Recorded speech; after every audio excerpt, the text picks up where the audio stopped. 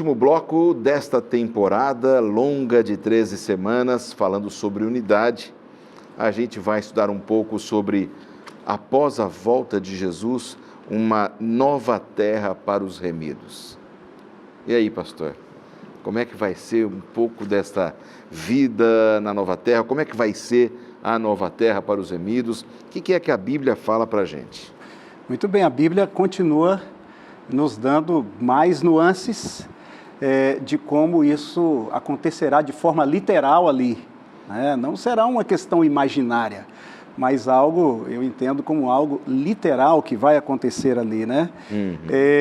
Assim como Adão e Eva tinham todas as condições, volto a dizer, né, ambientais, morais, físicas, para ter vida eterna em abundância plena, né? Assim, na nova terra, o homem terá todas as condições para que ele viva e viva eternamente, e diga-se de passagem, e feliz eternamente. Feliz eternamente. Interessante que a harmonia que teremos ali é uma harmonia em todos os aspectos, né? A nova terra, ela está sendo restaurada para o novo homem, né? Para um novo homem. Restauração da terra, restauração da humanidade, né? Exatamente, exatamente.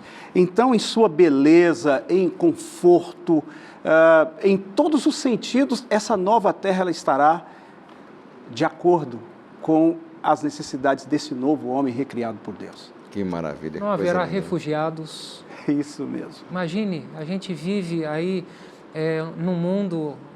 Uma crise humanitária. Uma crise humanitária. Pessoas que tentam sair da África e ir para alguma direção da Europa, elas acabam tendo a embarcação ali comprometida. Quantas pessoas morrendo? Um mundo de injustiças. Vemos a região do Oriente Médio em conflito constante.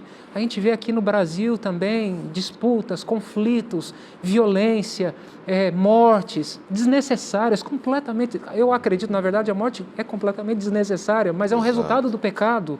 Então, todas essas coisas ficarão para trás. Então, quando Pedro diz assim, que nós aguardamos novos céus e nova terra, ele está ecoando o que Isaías disse, nos quais habitam a justiça. Então, nós esperamos esse novo céu e essa nova terra.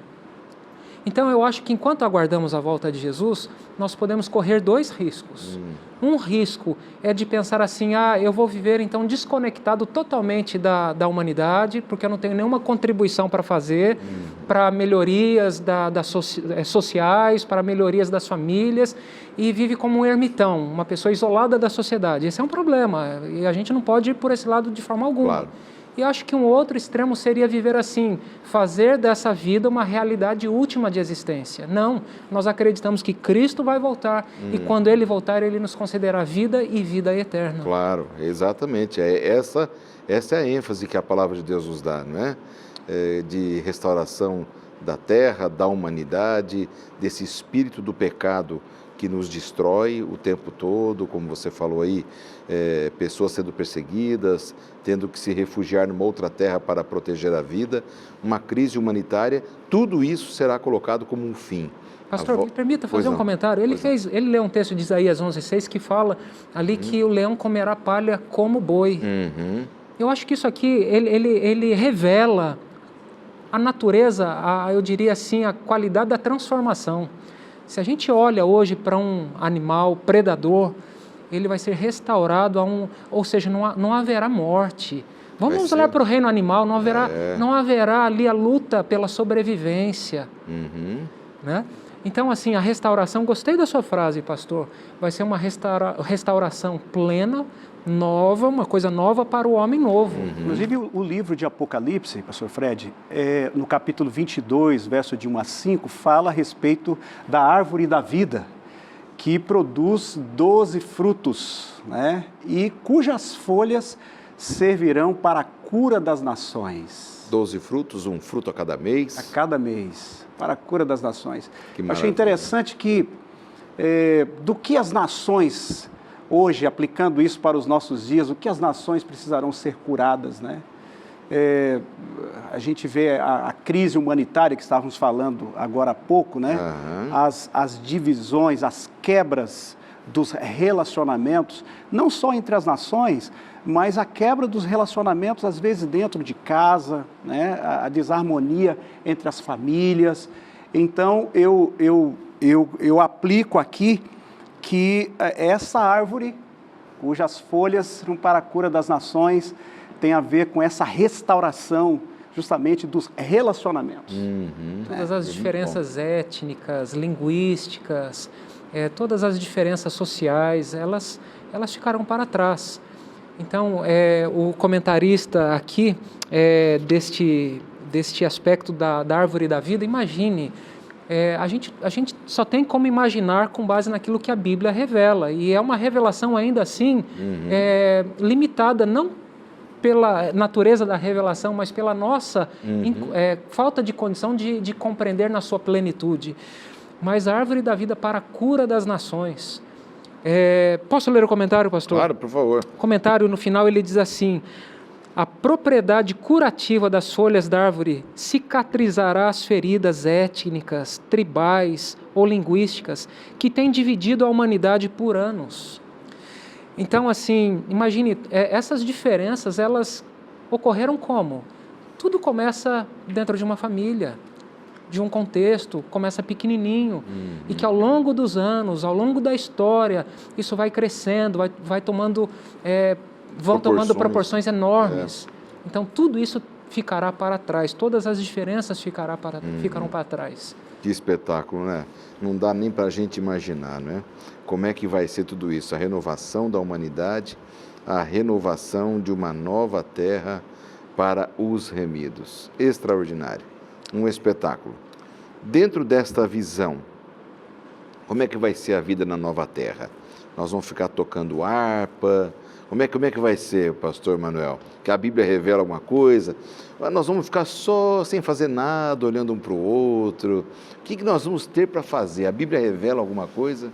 Bom, a palavra de Deus, o livro de Isaías, diz que ali você não vai construir uma casa para que outro more, né? Mas você vai morar na sua casa. Então, quando fala disso, fala-se de que haverá trabalho, haverá construção, haverá a prática de coisas edificantes, o tempo todo, de atividades plenas, num contexto sem o pecado, num contexto totalmente diferente de nosso tempo, né? Eu imagino que a fadiga, o cansaço, às vezes o desânimo que toma conta da gente, às vezes até na busca de uma coisa boa, na construção de coisas boas, ocupado em boas atividades, ali nós não teremos, né? Ali nós não teremos. A Bíblia diz que fomos criados à imagem e semelhança de Deus, com capacidades, com potencialidades. E na restauração, nós teremos todas essas capacidades restauradas. Então, capacidade criativa. Então, imagine, o conhecimento ele é progressivo. A Bíblia diz que Deus é onisciente.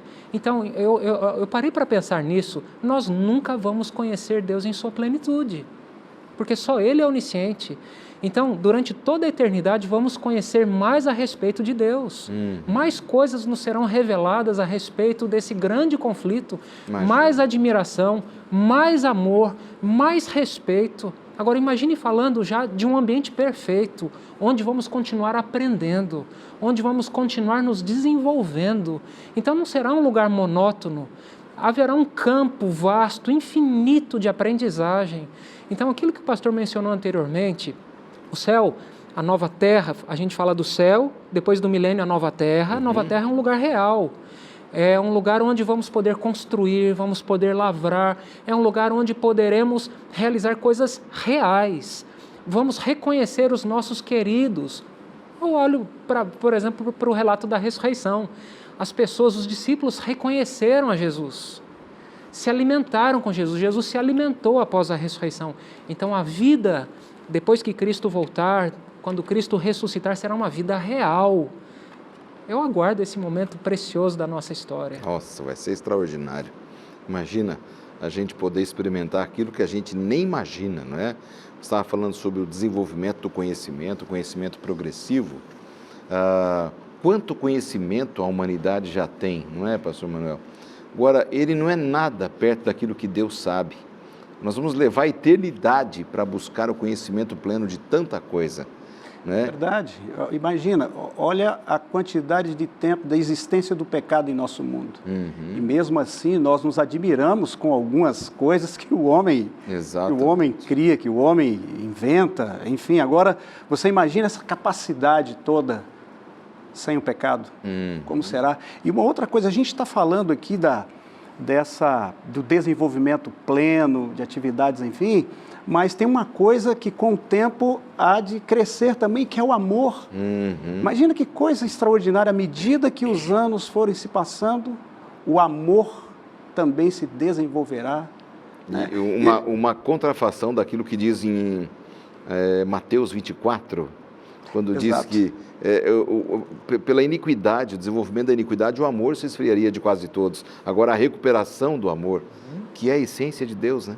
E vou falar do mistério da encarnação, que é a concretização de uma forma muito visível desse amor que se sacrifica. Então, à medida que adquirirmos mais conhecimento a respeito desse mistério, de Deus se fazer homem e viver entre nós.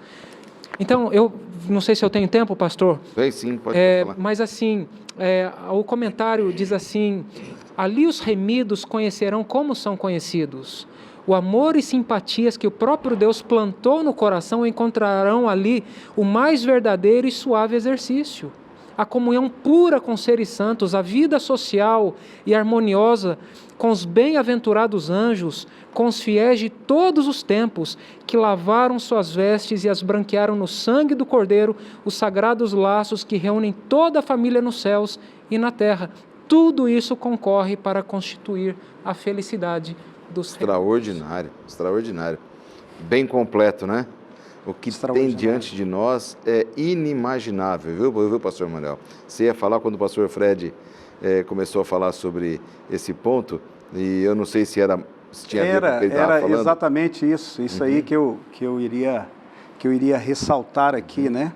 A ressurreição, eu faço um outro comentário aqui, a ressurreição e a ascensão de nosso Senhor é uma prova segura do triunfo final dos santos de Deus sobre a morte e a sepultura, e um penhor de que o céu está aberto para os que lavaram suas vestes no caráter e as branquearam no sangue do Cordeiro. Deus levará os que refletem a sua imagem a contemplar a sua glória e dela participar. Que coisa extraordinária, né? Um texto que está dentro do nosso manual de estudos e que nos enche de alegria, de esperança, a gente poder saber que vamos passar desse corpo corruptível, desta vida nesse mundo de pecado, para um mundo extraordinário. A palavra de Deus diz que vamos passar 1000 anos no céu, já restaurados, e depois a eternidade nessa nova terra. Então teremos muita coisa para fazer na nova terra, né? Muita coisa. Vamos plantar, colher, estudar, vamos conversar com amigos, vamos cantar, vamos viajar. Olha quanta coisa boa Uma das a gente vai coisas poder mais fazer. gostosas que tem, pastor, é conversar, interagir com pessoas, ouvir a história dessas pessoas. Então, realmente é um campo vasto. E nós vamos ter histórias para ouvir no céu, né? Cada um de nós teremos a nossa história daquilo que aconteceu. E somos uma família, não somos uma família?